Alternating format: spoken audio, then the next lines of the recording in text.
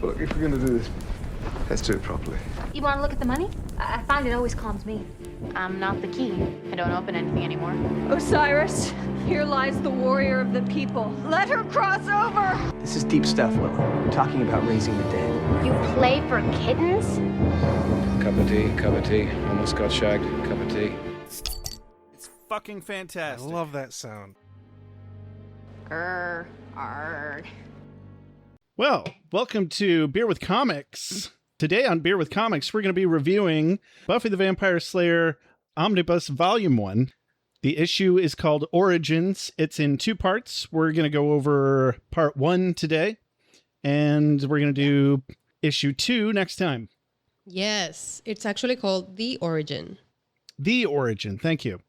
The Origin. The Origin. So just real quick, if you're listening to this through your favorite podcast platform, if it's all the same to you, do me a favor, switch over to YouTube. Listen to us on YouTube at Beer with Buffy and help me get my channel monetized for money.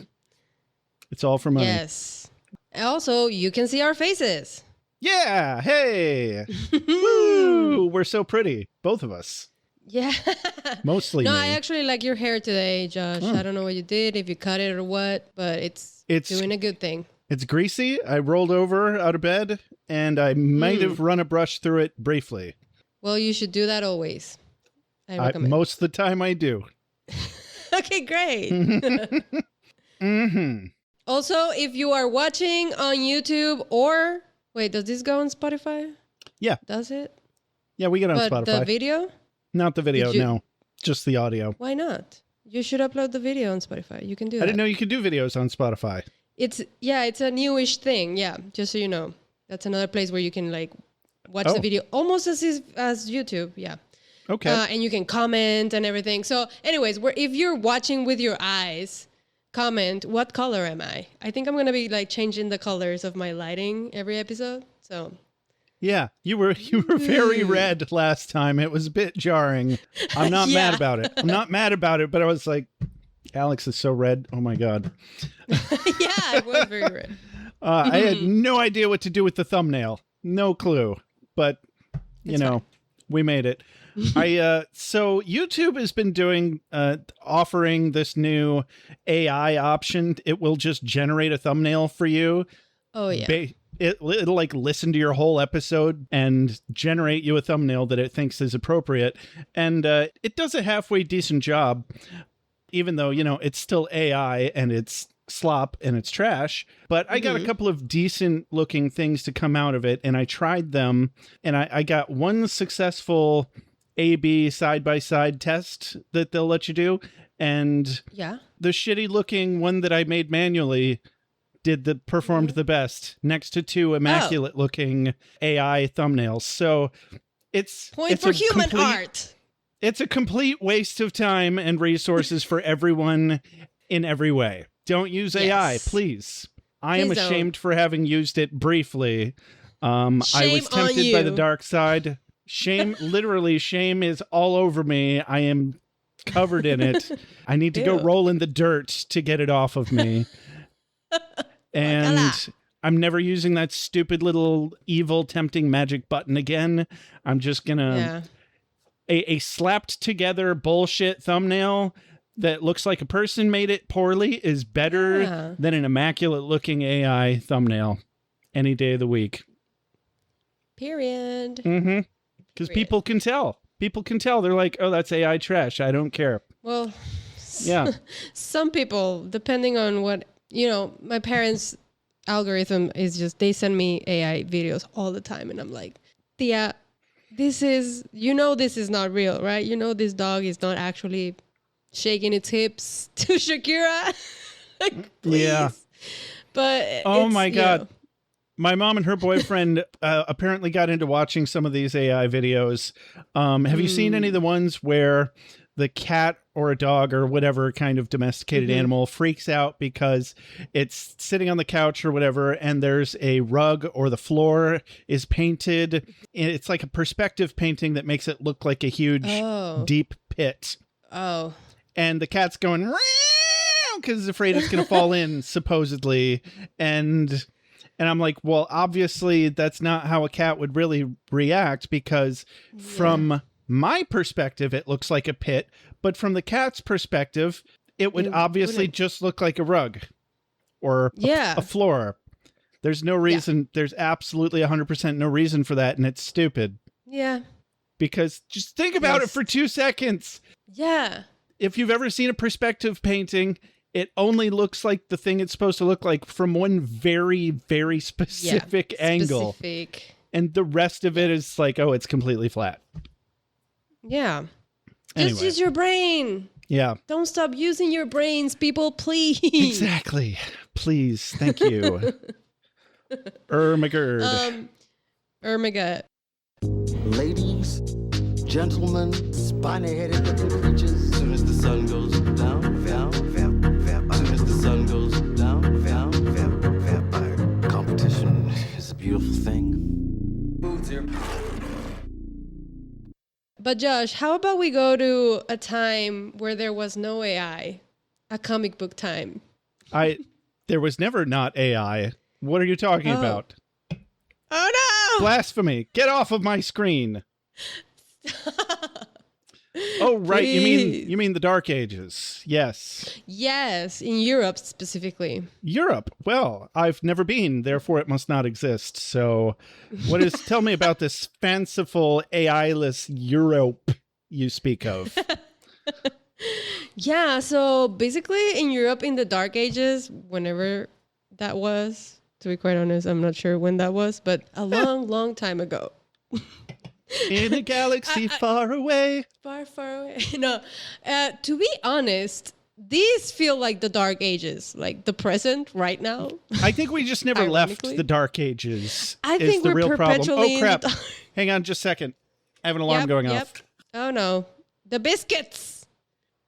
What was that? I left a soda in the freezer and I didn't want to forget about it and let it explode. Oh, you're smart. I would have forgotten. Yeah. So we're in Europe, I hear. We're in Europe. We're in the middle of a battle with a slayer that looks like Esmeralda from The Hunchback of Notre Dame.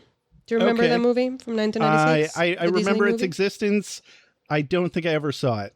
Good. Don't watch it. I haven't seen it in a long time. I just remember the feeling of being perturbed by it. I don't know. But let me tell you, this character in the comic looks exactly like Esmeralda. Okay. From that movie, so I'm calling her Esmeralda. And she's like battling this like green looking demon. I thought it was like some demon, but apparently in this issue, all vampires are green. Right? Yeah, I mean, not always, but it's pretty common. It's getting... There are a lot of green looking vampires. like it's going to be pretty common. They're very monster-esque. They don't just... Yeah. Their face goes a little growly and that's it. No, they turn into like full-on fucking beast mode. With claws and everything. So she's battling this vampire and she's like, meh, and then he's like, he tells her like, you don't understand. You don't understand. Like, you can like slay us, but more will come always, blah, blah, blah. We own the world or something. Yeah. And then apparently that was bait because then this other vampire, more like long hair, it like reminded me of Lucius Malfoy. He appears and he's like, oh, that's bait. And then like, and then he says like, do forgive Amelin. He tends to drool before supper. And then it's this other vampire, I guess, dressed as a kind of Harlequin thingy, mabub. I don't know. Yeah, well, as a court jester. As a court jester, thank you, yes. Yeah, which is what Harlequin is dressed as. Right. Yeah. And we learned that this Lucius Malfoy vampire's name is Lothos. Lothos, yes. Lothos. I just now put two and two together, and I've got the comic book pulled up on my screen here, and I was like, oh my god, I need to check something. For just a moment there, while you were talking, I was having this like deep, like I'm running with a candle down a long, dark stone staircase moment. Like, oh my god, I've discovered everything. It's like, oh my, this guy is Lothos. Aha! Yeah. I cheated and I read through the second half, and I just put a lot of things together that I didn't put together before. So anyway, continue. I'm having a good because time. Josh, Netflix cheated on me and read the second issue when he told me specifically to just read until the first one. So I didn't say you couldn't he read knows ahead. things that I don't. No. Okay, yeah. I guess I didn't think of that. I wasn't. I figured you would have read the whole thing like a day or It's two ago. fine. Okay, it's fine. I'm forgiven. Thank God. Yes. All right. And then, well, yeah, so unfortunately, Esmeralda's time is up. It's a season wrap for Esmeralda because Lothos just like strangles her, or like cracks her neck or something. Yeah, And, it escalates pretty quickly. They're pretty graphic yeah. about the neck cracking Yeah. onomatopoeia. Crunch, and I'm like, no. Ouch. Yeah. And then we like cut to like this like castle looking thing. And apparently another Slayer is being called as we speak. Yeah, the Right away. sheets don't even get cold. He's like, all right, time for the next one. Let's go. Yeah. Those priests, and don't even get me then- started. The fucking priest. And so, yeah, it's another. I was like, this dude, this like old looking dude, which I'm assuming is a watcher. Who else could it be? I guess it's like giving this new Slayer the one girl in all the world speech. Yeah. Like the one that like Giles gives Buffy. Like, this is the speech that every watcher has memorized and has to Right. tell the new Slayer every fucking time. And the new Slayer is like, but I'm just a girl. No, you are much more than that, he says. Yeah. But yeah, whatever the Watchers, whatever form, whatever point of development they were in, 800 years ago or whatever, is around about, where they were at. And, maybe that's just when the Watchers were forming as some sort of organization. Maybe he was Council. just a Catholic priest. And Yeah, maybe he he's one of the originators of the Watchers. We don't Of know. what would become the council, yeah. Probably. Who knows? But yeah, I love that like the speech, at least the early versions of the speech in like season 1 and also in these comics I'm realizing include the little bit that says like you're the only one who can like prevent the spread of evil. And it's like, but do they? Because evil be spreading and spreading and spreading. Like the Slayer, I guess, like she doesn't prevent it, but she like keeps it at a lower level of spread. Like I guess it could have been spreading more faster and more if the Slayer wasn't a thing. Yeah, it's kind of like using a little eyedropper of water on a raging house fire. Yeah.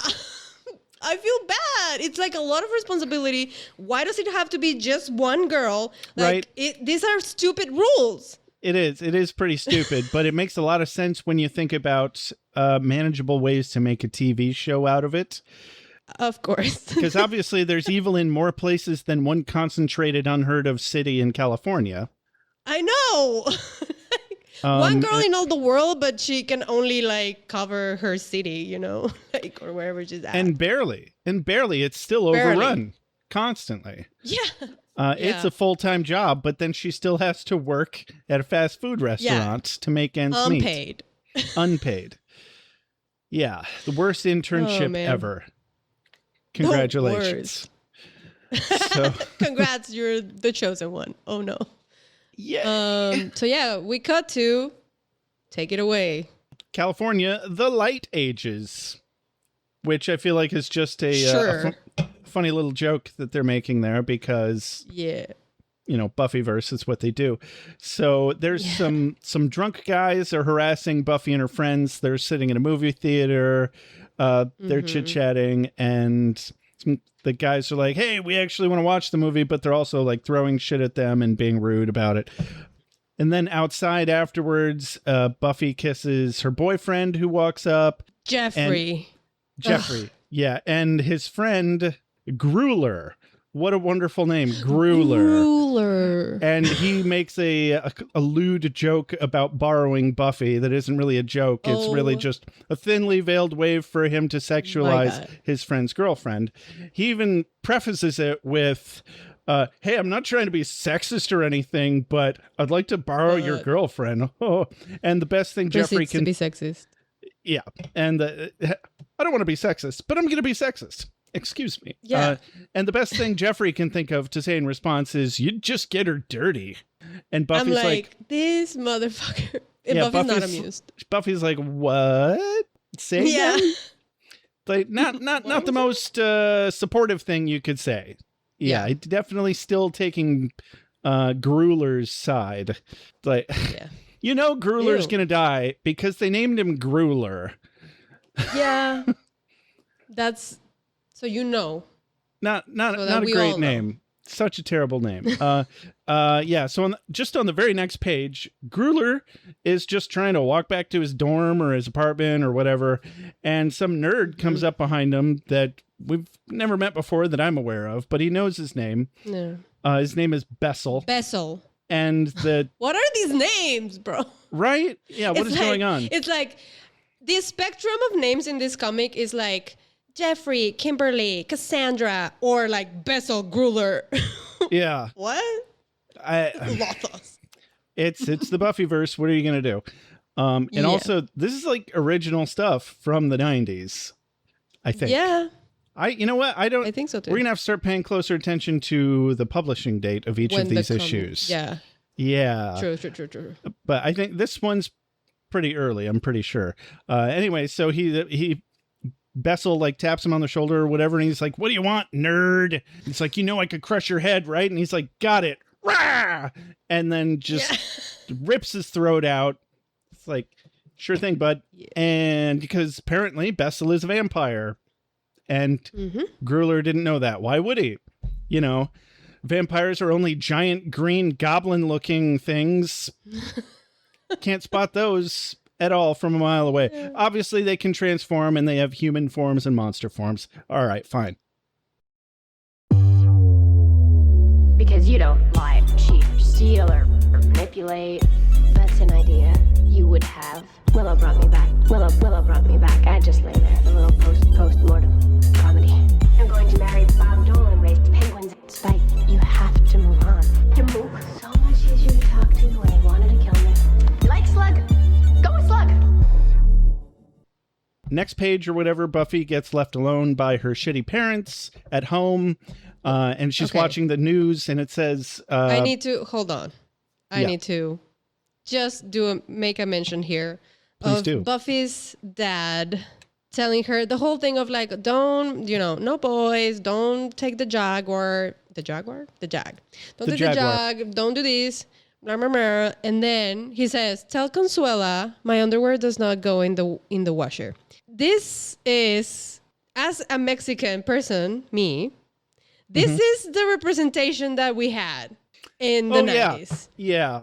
Always the maid. Always the maid. The help.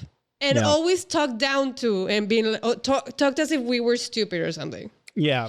And it boils my skin. It should. And my blood and my organs. But also it's like well, yeah, we're in the 90s. What would I expect? Anything different? Yeah. Well, we're in the United States. Why would you expect anything different? I think is the problem. In California.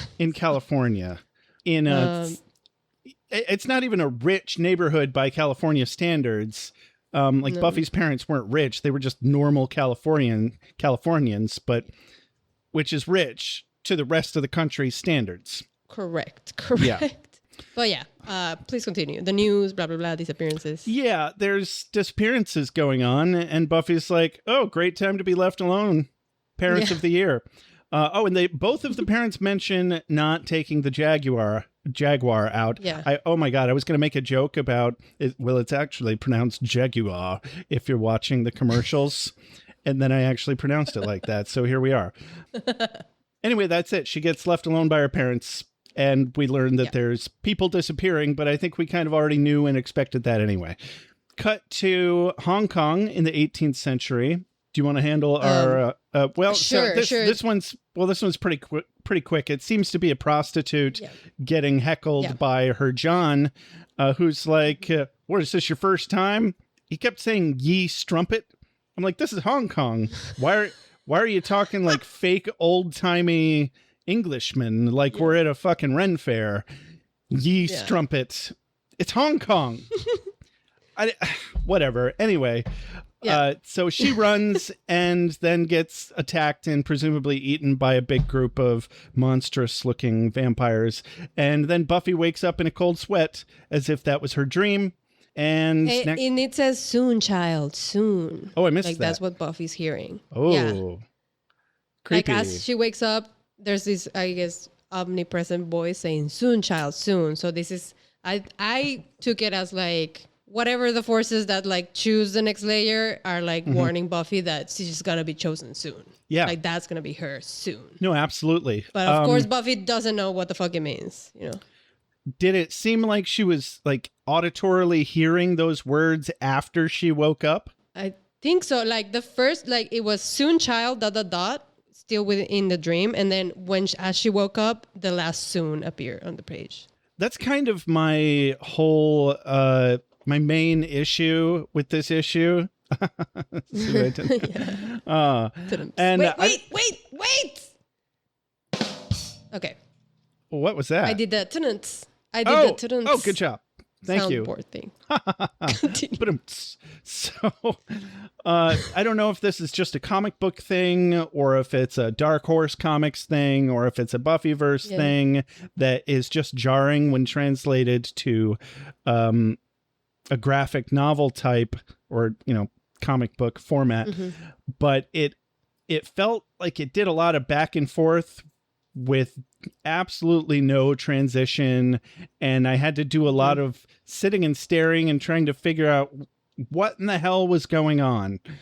And this is one of those moments. But then this next part where the vamp is like talking to this sleeping buried master, I was very confused. I was like, is this the master? Why does it call him a master? Who is this?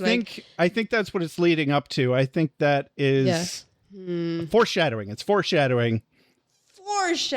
Because I'm pretty sure he's talking to the master that would later be played by Mark Metcalf, whom, by the way, I interviewed on Beer with Buffy. Yep.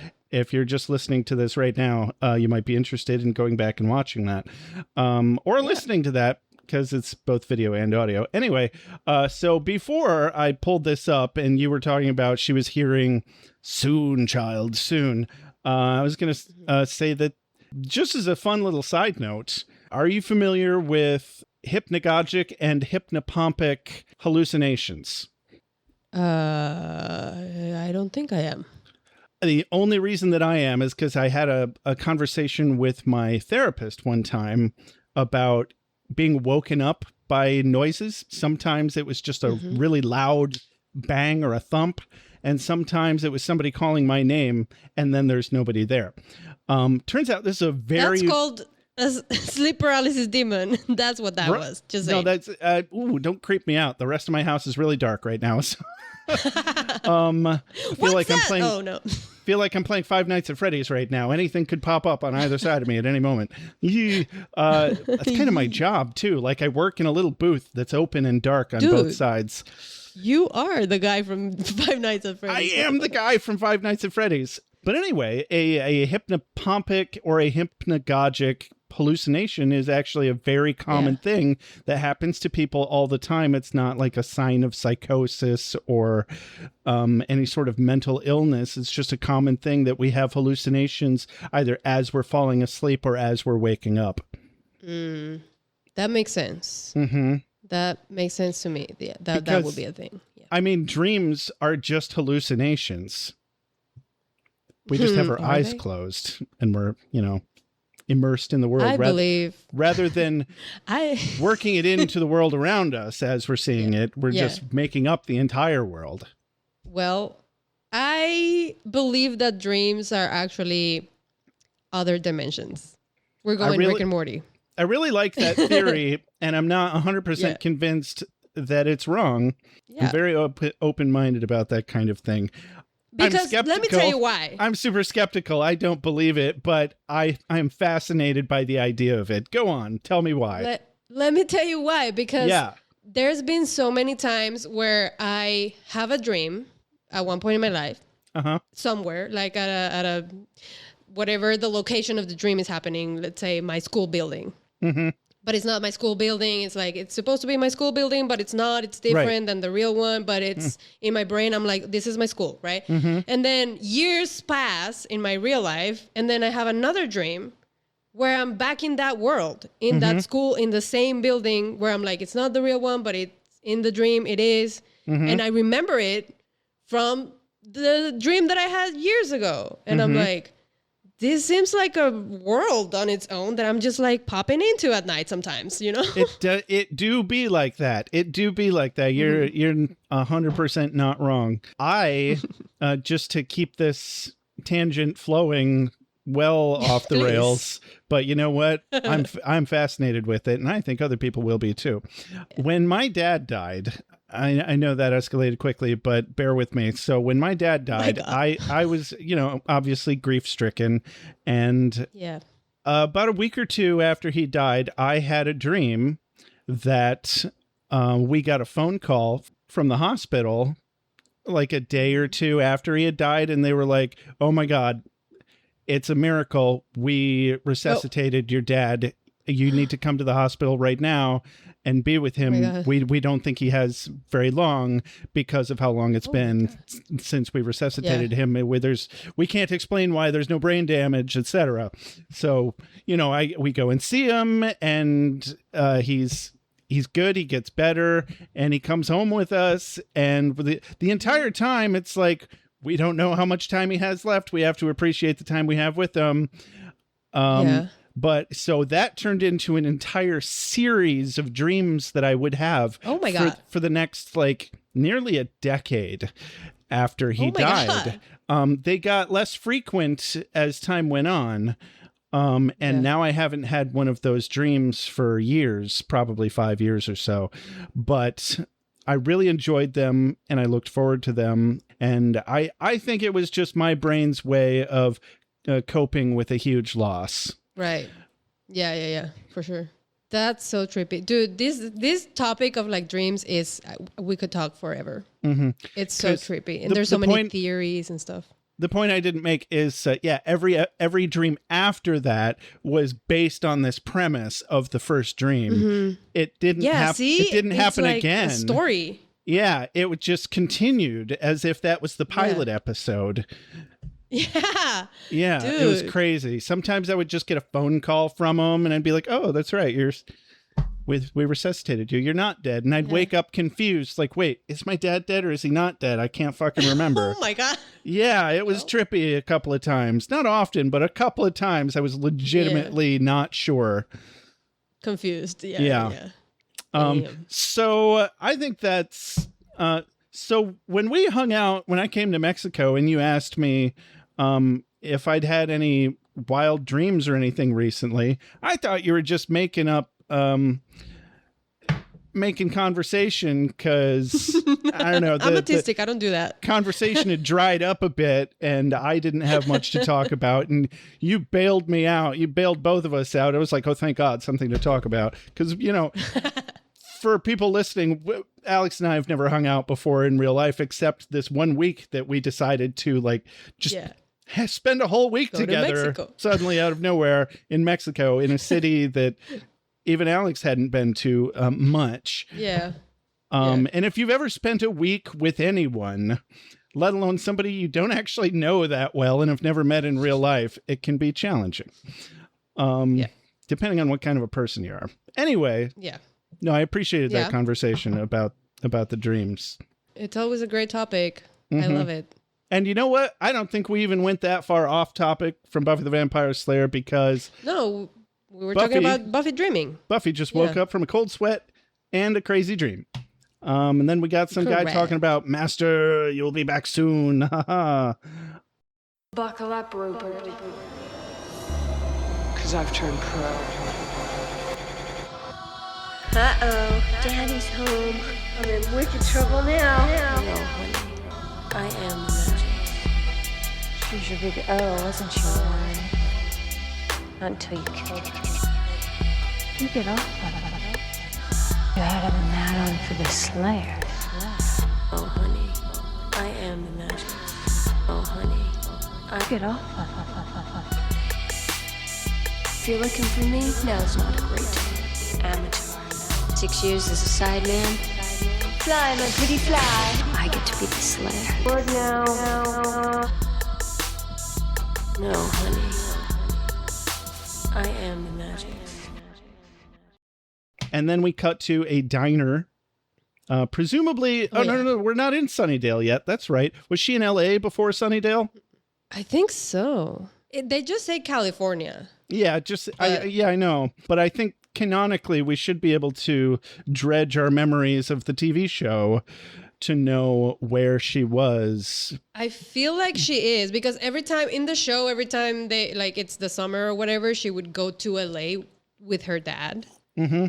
So I'm assuming when Joyce and Hank, it's his name. Yeah. Buffy's dad's name is Hank. When Joyce and Hank got a divorce and Buffy was expelled, I think Hank stayed in LA and Buffy and Joyce moved, and Dawn, quote unquote, moved to Sunnydale. So I think that's what the canon is. Dawn is the very definition of retconned, but they also worked the retcon into the plot. I think it might be the best retcon ever, even though it's the only retcon that I'm really familiar with, that I'm aware of. So yeah, they're in LA. So, yeah. But they're also in a really quaint feeling diner that's set up in one of those, like, I think this is one of those weird trailer diners that I have never actually been to one of those, but a lot of them are modeled after them. And so Pike and Benny are there again. At this point, we just kind of know them as the drunk assholes, and they're harassing Buffy and her friends again, who are just trying to talk, kind of vapidly about the dance that's coming up. The waitress is clearly not amused with Benny and Pike any more than the girls are. Benny, they order some food, and then Benny feels the need for some reason to taunt Buffy specifically with his hot dog. It's like, hey, how do you feel about a dog? It's really kind of weird and out of nowhere, and just kind of setting Buffy up to take her steak knife and just lob half of the hot dog off. And metaphor much? Yeah. Dude, she destroyed my dog. Whoa, bro. So yeah, Benny's a real winner. And and he's surprised that he just lost half of his hot dog that he just waved in some girl's face. Like, eat your fucking hot dog and shut up, man. But anyway, that's just me. So Jeffrey's over at the other table. Or no, Jeffrey shows up again. And it looks like they're either coming in from the front door or out of the bathroom. I don't know. And he sits down and all the girls fawn all over Jeffrey. I wasn't sure if it was the same dude. Definitely the same dude from the first scene where Grueller was slobbering all over Dawn. Or Buffy, not Dawn. Yeah. Yeah. It's not a Freudian slip. We were talking about Dawn earlier. Yeah. Yeah. And then... Then we cut to a park at night. We're following Pike and Benny now. Yeah. And, their conversation, man. Oh, so because basically it boils down to, I hate those bitches, but I would still bone them. Yeah. And that's the vibe. But then. And they're being stalked by this trench coat guy, which I think is Grueller as a vamp. I don't know. That's what I thought it was. It could be Grueller or it could be Lothos. I don't know. Yeah, one of those. But then Benny says, "Newsflash, Pike, another shot of this and I'd sleep with you." Hello? Closeted, homophobic, homosexual alert? Speaking of Freudian. Exactly. Yeah, sometimes... And then Pike replies with, yeah, and then you never call me. Like, sad about it. I'm like, you guys just These two.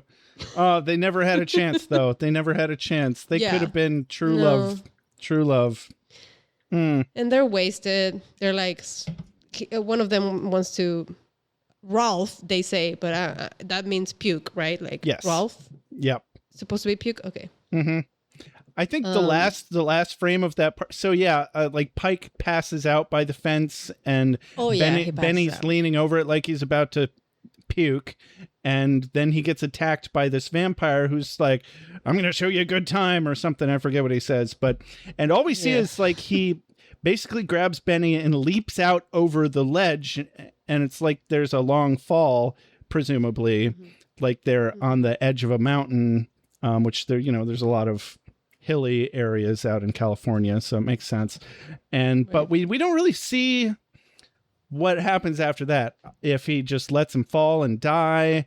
But obviously we find out later that that's not the case, or maybe I found out later, but you didn't. You found out. I found out later. So we have no idea what's happening to Benny right now. Is he being kidnapped? Is he just being let fall to die? We don't know. Who knows? Who knows? Certainly not me. I don't know these things. Why would you ask? But some watcher tries to like prevent this from happening, but he fails massively. This is the first time we see Merrick, but we don't know that we don't know who he is. We just see a larger man older man with a beard show up a little too late, going, "Damn," as if we're thinking he could do something about it. And also, I think in the frame just after we saw Benny being held by the vampire out over the ledge, I think there were some lines that I think were supposed to be his trailing vomit. Oh, ew. You know what I'm talking about? Do you remember that? No, but ew. Yeah, I think that's what that frame was. It was like only one of those small. It was like a 4-frame micro frame of a frame. Yeah. But I think that's what they were going for. And then anyway, so yeah, Pike didn't see what happened. He was passed out. Merrick curses the situation, although we don't know who he is yet. So cut to Sunnydale High School, or not Sunnydale High Schools. I don't know why I kept thinking we were in Sunnydale. Stop trying to go to Sunnydale. Not yet. Some school in LA. Yeah. At the front steps. And this is basically the scene from the TV show. The same scene. Yeah. I forget the same one. I don't know what episode. Longer. Yeah, I don't know what episode that was, but this is where the TV show and I'll tell you. Okay. It was, I believe it was Becoming, either part 1 or 2, probably part 1. Because it's when whatever his name is, he's trying to talk to Angel, Mopey Angel. Yeah. Rat chasing, eating Angel. Is it season? and trying to give him a purpose. And this guy, I don't know how, but like Angel drives and witnesses this whole interaction of like Buffy being chosen and or Merrick talking to Buffy outside the school. Yeah. And somewhere nearby, while this scene is happening, Angel is in a car, just like peeking through a window, trying to not catch on fire, just watching this. And this is like the thing that gives him purpose of like, falling I want to in be love good. with a 15-year-old. Nothing weird about that. Nothing weird at all. Totally normal. While she sits eating a sucker, just asking for it. She's just asking for it, you know? Oh my God. As the Buffyverse would have you believe. Yeah. No, it's really pedophilic, the way that's portrayed. But we don't see Angel in this scene. This is not from Angel's point of view. Yeah. I don't think... I didn't even check to see if we could see the car Angel was in the background. Oh, there are a couple cars in the background. In one panel, and it could be the one that Angel's sitting in, but I'm not seeing a face. So something you'd have to really be looking for. So Merrick is telling Buffy the whole thing. It's just funny to me how this man approaches this 15-year-old outside of a school and be like, hey, by the way, you're chosen, you're a slayer, vampires are real, you're the only one who can stop them, blah, blah, blah. And Buffy's like, huh? What? Huh? Okay, you're crazy. I'm pretty sure I'm destiny free. Yeah. Yeah. Excuse you. So I have to like go over here now. Yeah. She is so like California airhead coded. Yes. Honestly, Buffy the Vampire Slayer has made me realize that the vast majority of I didn't realize that what Valley Girl meant was a girl Yeah, from the this. valley, which I still don't Yeah. even know. Is that like Silicon Valley? Is it talking about Silicon Valley? No, not that valley. It's a valley in California, in Los Angeles. Okay. I don't know if it's a neighborhood or a county or something like that. That's But what anyway, it's a whole perceive. ass stereotype, and it all originates in California, essentially, Yeah. is my only point. But yeah, Merrick shows up and he's like, "You're the Slayer, and you have to come with me." And she's like, that's weird. I'm not gonna do that." And he's like, "But you've had dreams just where you think that you're somebody else and you're killing monsters." And she's like, "How would you know that? That's again weird and ew." But okay, I believe you and I trust you now, kind of. And you have a British accent, so I guess Wait. I'm gonna maybe do that. I'm gonna do what you say now. She doesn't believe him until he starts talking to her about the dreams. He's like, "The dreams." And she's like, "What? How do you know about the dreams?" And and he like specifically mentions like specific things about her dreams. So she's like, "Okay, I'll listen more." And then he's like, "What's the one common denominator from these dreams?" And she's like, "I'm always fighting monsters. And even though I'm different girls in the dreams, all the monsters call me," and then he finishes saying Slayer. And she's like, "Oh my God, it's all true." Like, that's all it takes. And Buffy's in. And just like that, only moments ago Destiny-free Buffy became a very Destiny-full Buffy. Destiny-full. Yeah. If you will. And I think you will.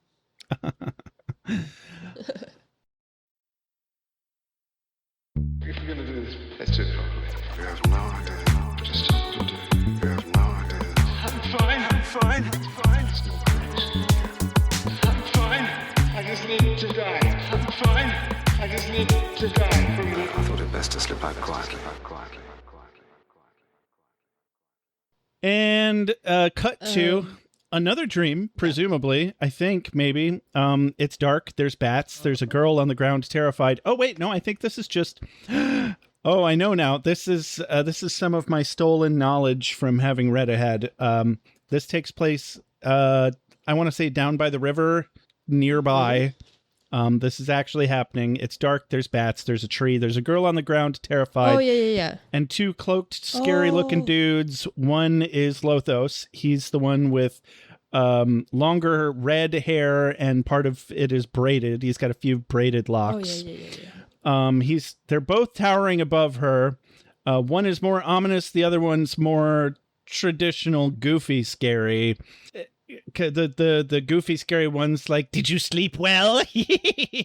and the other one proceeds to villain speech at her about modern culture is so perfect with its greed and its waste, and our superior species will prevail because of it, and better than it because we're better than everyone, and go fuck yourself.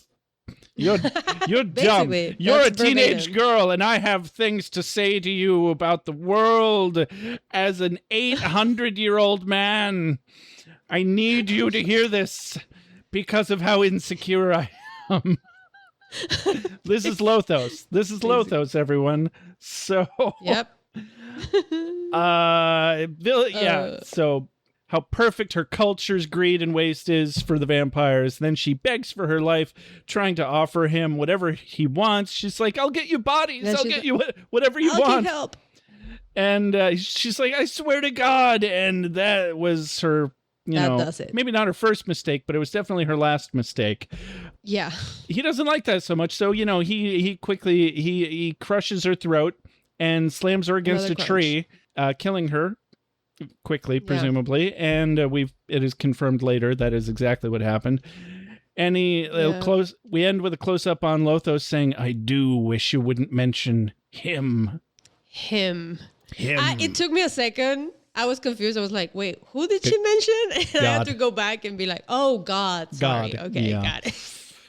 Oops. Yikes. They didn't. Yeah. Also, it was funny to me how I know it's not supposed to be funny, but it just looked funny to me how he smashed her face into the the tree. Like, it was just like facing the tree. Yeah, it was brutal and cartoonish all at the same time. I was like, Cartoonish, damn, a little bit. Ow. Well, like, damn. I felt bad for her. And now I'm realizing, I do feel bad for her, but I'm realizing that the crunching of the neck, I think that's his like kill style, right? He's done that a couple times. That's a recurring thing that just keeps happening. Yeah, usually when that happens in this particular issue, I think it's usually Lothos. He just loves crushing throats. He just can't stop crushing throats. I just love it so much. Jeez. Oh man. Yep. I just love killing. I love it. I love it. You can't stop doing it. Give me a call if you need somebody to do it for you. My God. Sometimes I do it for free. Just because I'm that nice of a guy. Okay, so cut to a graveyard where apparently somebody named Robert Berman died 3 days ago in 1990. Mm-hmm. Did you see? I'm not crazy, right? The tombstone said 1990. Oh, yeah. It did say 1990. And it's established only moments later by Merrick that was 3 days ago. Yeah, that's wrong That in the seems timeline wrong because to Buffy me. season 1 is 97. Yeah. So maybe this comic book was more supposed to line up with the movie. The movie? Maybe. I don't know. This is homework for both you and me and the listeners. This is something we need to... Buffy looks like Sarah Michelle Gellar. She does. You're right.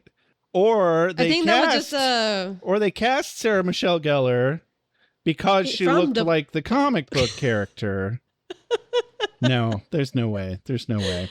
No. I think this is just an oopsie. I was going to say maybe that scene on the stoop of the high school in the TV show was based on the comic, not the other way around. Yeah, maybe. I don't know. Yeah, somebody let us know in the comments, because I say I'm going to look it up, but I'm not going to look it up. Probably won't. I might look it up, but I'm not going to look it up. Maybe I will.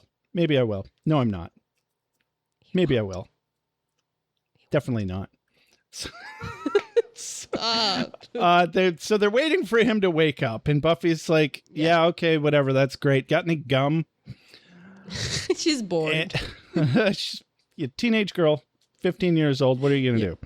And they cut to a little later. The sun's gone down. Buffy's even more bored, and she starts to hear some scratching from below. And a big green arm monster, goblin-looking arm, punches out from the grave and grabs her. And Merrick tries to stake him, but then a second one pops up and grabs Buffy's legs. And this one's a woman. And I don't know, I didn't think the graves were that close together, but okay. And she trips up Buffy, and the other vampire knocks the stake out of Merrick's hands as he's trying to save Buffy. Merrick sucks.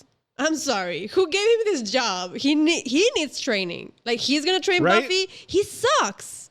He's just relying on Buffy having the Slayer powers at this point. Yeah. And also, I think, okay, yeah, I'm just relying on my future knowledge again at this point, but we learn not too long after this that she is the 5th Slayer that he's training, and he's lost the previous 4 because they died in battle.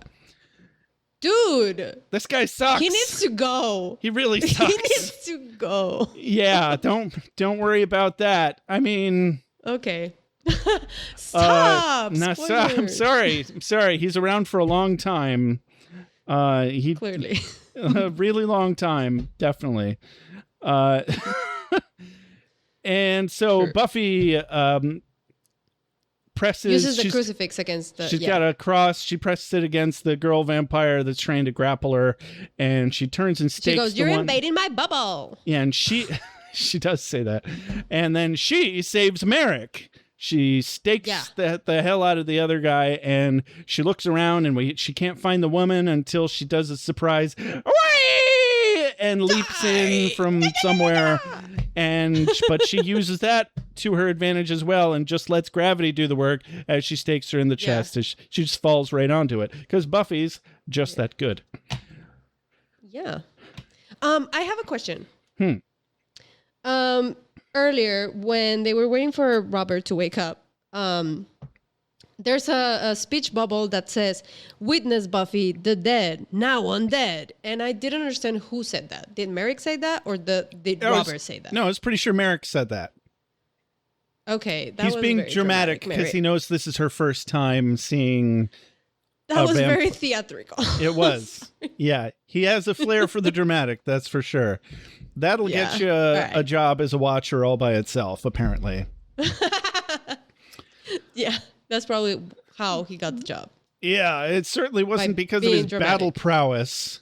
No, it wasn't. No. And I mean, we've met plenty of other watchers, and none of them could hold a candle to Giles, so... Giles. Obviously. Yeah. Yeah. Rest in peace. I don't... R.I.P. Don't make me cry. I'm sorry. Move on. Move on. We cut to Buffy's house where... you know what? So we're outside. Pretty much every time I get in my car, I listen to... What's that song? I gotta look it up now. Tale of Brave Ulysses, I think. Oh, from the one that he listens with Joyce. Tales of Brave Ulysses, yes. In the Band Candy episode, that's the song that he listens to with Joyce. And then in the Body episode, he listens to that episode by himself. That's true. Drinking a tumbler of whiskey.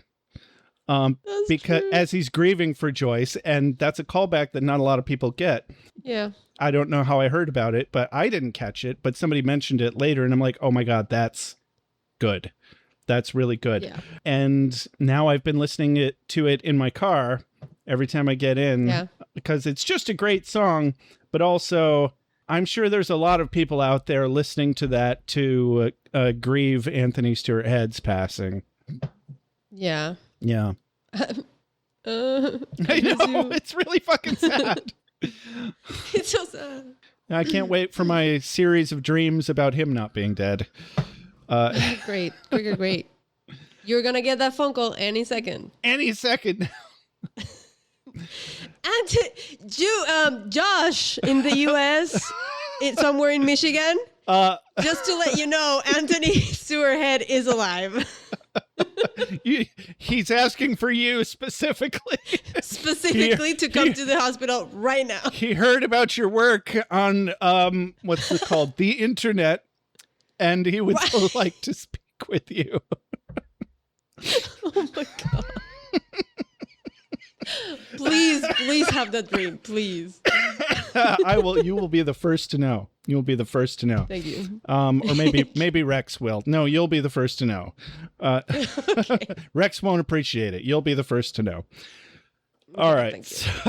So Merrick takes Buffy home and tells her to meet him after school. He gives her a little piece of paper and says, "Meet me at this address."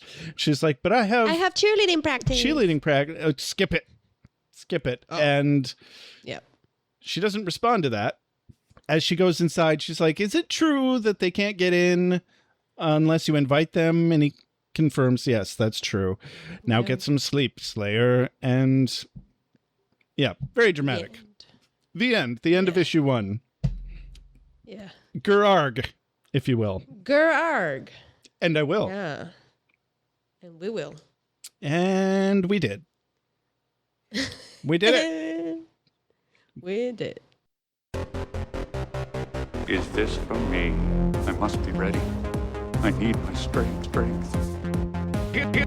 me more! Nights I shall walk in the earth. Hold on. You've got something in your eye. How'd you feel about this issue of Buffy the Vampire Slayer comic book thing? I like a lot going back to going back in the Buffyverse story. I like the theme of getting to know more details of how Buffy was first called and how she started her journey as the Slayer. Hated all of the bullshit, disgusting thing with the hot dog and jokes and misogyny and sexism, whatever. Yeah, it's but hard I understand the context. Mm-hmm. It's hard to figure out. Are they doing that on? There's a certain level of they're doing that on purpose to paint these guys as jerks. Yeah. And like, look what women have to put up with. Yeah. That's certainly what I got as which has a ring of feminism to it, I suppose. Like we're not. It's like we're bringing not, a light to these things. We're not meant to enjoy it unironically. Correct. We're meant to sympathize with Buffy and go, wow, those guys are assholes. Granted, they're all too familiar with the ways in which men do these things, and it's definitely firsthand experience from a man's perspective. Especially the scene later with Benny, where he's like, "Man, I'm one drink away from sleeping with you, and then you wouldn't call me." These are conversations that men have. Yeah, they do. Believe it or not. Straight male culture is the gayest thing in the world. It is. It really is. I've seen some things online that I'm like, how is this what straight men do like when they're alone? And I've seen it in real life. Like my boyfriend from high school and his group of friends, they would always be up in each other's asses. Like it was a joke. It was a joke, but they were always trying to like touch down there between, and I'm like, what the fuck is this, bro? Mm-hmm. I don't understand. Okay. It has to be a joke for them to get any sort of actual, contact. And any sort of physical contact in it. Without being ashamed of it. Oh, it's just a joke. It's locker room talk. We're snapping each other's asses with towels. It's just funny. Because gay people do that, and that's wrong. That's bad. That's the joke, I guess. I don't know what's funny about it. I think what's funny about it is that you guys are so sad that you don't get any physical affection ever at all from anyone, and you have to resort to this childish nonsense. It's sad, really. It is. But that's reality for like everyone. The vast majority of men in the United States, anyway. I can't speak for other countries. Oh yeah, no, it happens here in Mexico too. Like they, like literally, I've seen male coworkers, just like jokingly try to kiss each other in the mouth. And they like go near, like get so near to kissing each other, and then they'll be like, and they like push each other away and be like, and I'm like, what is happening right now? Close the gap, fellas. Close the gap. You know you want to. Just if you want to kiss, just kiss. Just do it. What is nobody's stopping you. Granted, this is the workplace, and that's inappropriate regardless. But yeah, whatever. It's fine. It's not fine. It's not my problem. That's what it is. It is a problem. It is a problem. I don't know. I can't figure anything out. I'm just trying to read a comic book and talk about it. Yeah, but the comic, there were parts I liked, parts I didn't, but the parts I liked, I love that they put in, when they like reference things directly from the show, or or scenes that I've seen on the show, I'm like, yes, this is it. This is the part. Like I'm excited when that happens. So that was nice. Yeah, absolutely. I loved to get to see like more of that scene. That was also cool. Yeah, no, the crossover with the TV show scene was brilliant. I loved that. To get more context around it and it wasn't even just more context around it. It was because we only saw that scene before, if I remember correctly, from Angel's perspective. Yeah. But now to see it from Buffy's perspective specifically and in more entirety, it's perfect. It's great. We get exactly what is advertised. It's called The Origin. We are seeing Buffy's origins, which we already knew a little bit of, but they're just giving us more of what we want. Yeah. Or we didn't even know that we wanted it, and we're reading it and going, I am happy, and I didn't know that I wanted this. Yeah. Mm-hmm. Yeah, exactly. Mm-hmm. Anything else about it that you want to say? What did you think of it? Well, so they're setting us up for a fun villain time with Lothos. Okay. It's really weird to see this trend. I think they did it with All's Fair as well, but the way they're making these vampires much more monstrous than we're used to is something to get used to, but it might be a change for the good. I think a lot of times we do a lot of there's a lot of glowy, sparkly vampires going on in the Buffyverse. Like, obviously, right. They immediately went for Buffy's going to fall in love with a vampire, and then she's going to fall in love with another vampire, and then Dawn's going to fall in love with a vampire. Oh, but he's going to be a monster. But the other one's going to be a monster. But they're just guys. They're just guys. Just guys. They're not really any more monstrous than some fucking guy, you know? Mm-hmm. Except they also drink blood. Whatever. Yeah. Do what, you know, whatever you do in your spare time. I don't need to hear about it. It's fine. Yeah. So yeah, it kind of feels like an entirely different universe that we're in, but with the same familiarity of the Buffyverse. It's really weird seeing in written format. A lot of times I have to reread things because I'm like, that doesn't make any sense. And I have to, it's a fun little game to figure out how they would have said it in the show in Buffy speak. Yeah. You know? Yeah.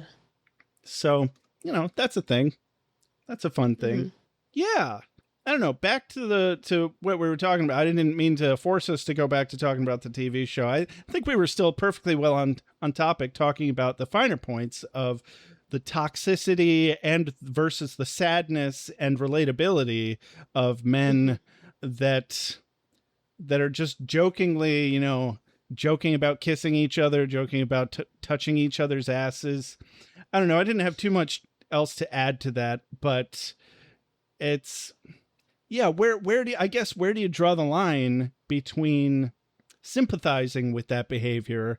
Because, you know, it's like, it kind of reminds me of a kitten that's making biscuits, or a full-grown cat that's making biscuits, and it's because they were taken away from their mother too soon. And I think analogously, that is kind of what's going on with all of these adult, full-ass grown men who think it's hilarious to make gay jokes with each other, but then are super weirded and freaked out by actual gay culture. Yeah. And the idea of actual gay people or trans people, like, they are deficient in a way that is sad, but also their own responsibility to figure it out. And learn things and learn other things, and not be a toxic asshole about it. Yeah. It's a fine line, and yeah, I think we just got to keep reminding people of that like, hey, it's okay to touch your bros. You know, you can, yeah, you know, you can pat them on the back, hug them, put your arm around them. It doesn't have to be gay. And if it is, that's okay. That's fine. Yeah. Exactly. Whatever, man. It's 2026. Put something in your butt.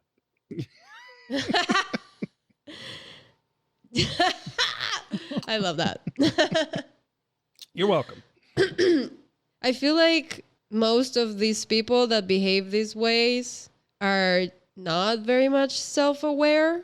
Yeah, there's not a whole lot of emotional maturity going on there. Yeah, they're just like doing what they learned and how they grew up and how they behaved all their lives, and they're just gonna keep doing it because they don't like think about these things and question if they're okay or not, you know? Yeah. And they just keep becoming more adult and still behaving this way, and it's like it is very sad. Yeah. And it's also like, well, I mean, but we can't do anything about it, dude. Like, you're the only one who has the power to be like, okay, how about I think about what I'm doing, how I'm behaving, question if it's wrong or right, maybe go to therapy.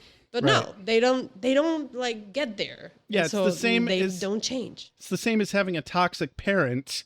Like, it's not your fault that you grew up being traumatized, but also nobody is going to bail you out. Nobody's going to fix you. It's not your fault, but it is your responsibility. And that sucks. That sucks. But it's reality. Yeah.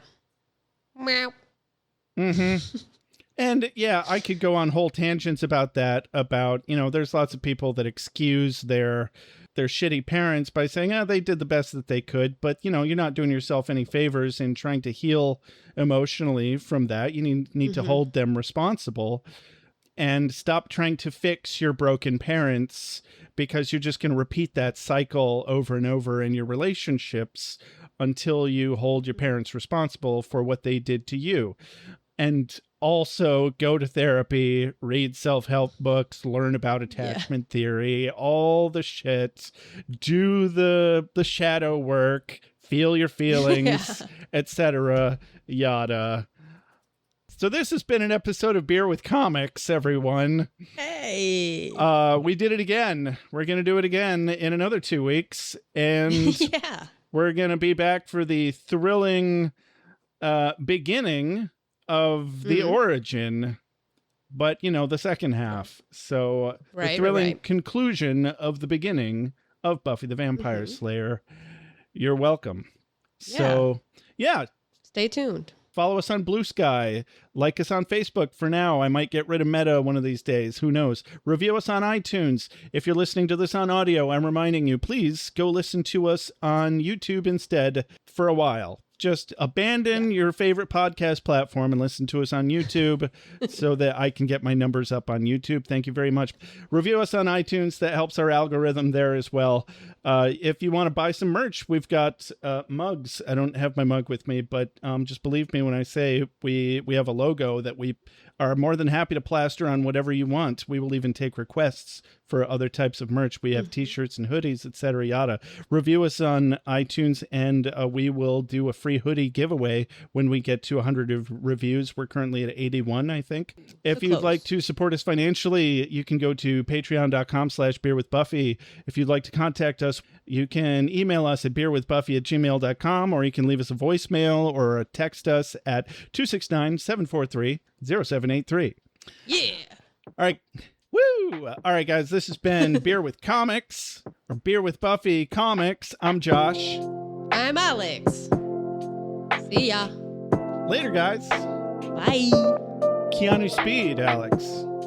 Oh, rich be with you. Whoa. The music is coming and it's time for me to dance. Cult? You don't like the color?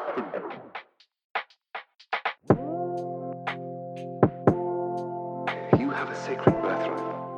You were chosen to destroy vampires, not to wave pom-poms at people. Why can't you people just leave me alone? You are the Slayer. Go ahead. Prepare me. I'm a watcher. I haven't the skill. Oh, come on. By appealing to your common sense.